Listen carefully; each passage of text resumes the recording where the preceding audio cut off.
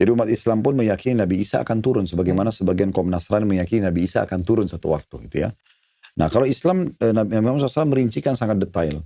Kapan Nabi Isa turun? Di saat Dajjal sudah keluar dan membuat kerusakan di muka bumi.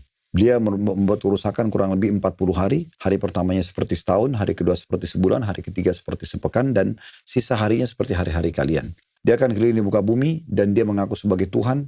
Orang yang mengikuti dia sebagai Tuhan, meyakini itu, maka akan makmur negerinya. Orang yang memungkiri ketuhanannya, maka akan peceklik dan akan susah hidupnya. Lalu Nabi SAW mengingatkan, ingatlah Tuhan kalian tidak buta, sementara Dajjal buta mata kanannya. Dan di dahinya, semua orang beriman bisa membaca tulisan kafara atau kufur. Nah ini Dajjal sendiri. Maka Dajjal buat kerusakan, terus saja dia membuat kerusakan di muka bumi. Ceritanya cukup panjang, ringkas cerita adalah, dia sampai menuju ke Palestina di sebuah kota namanya Babulut.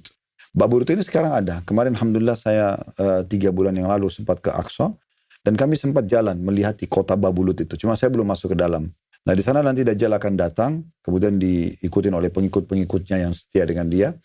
Nah di saat Dajjal sudah di sana, keluarlah dari Madinah, dari kota Madinah, seorang dari keturunan Nabi Muhammad SAW, beliau mengatakan namanya seperti namaku. Nama Nabi Muhammad SAW Muhammad bin Abdullah, sama.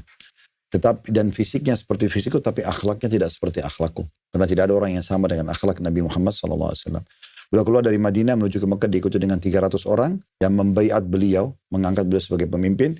Lalu beliau menuju ke negeri Syam. Pada saat tiba di negeri Syam, tepatnya di kota Damaskus, di Masjid Menara Putih, dan beliau akan sholat bersama jemaahnya. Di situlah Nabi Isa pertama kali turun, alaihissalam.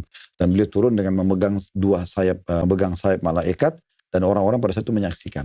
Waktu Nabi Isa alaihissalam turun, masuk dan sholat bersama-sama pada saat itu.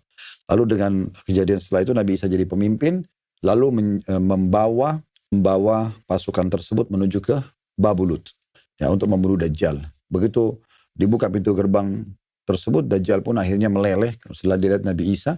Dan Nabi Isa mengatakan, engkau tidak akan bisa lari dariku karena aku memiliki satu pukulan yang akan membunuhmu. Maka dibunuhlah Dajjal di tangan Nabi Isa alaihissalam.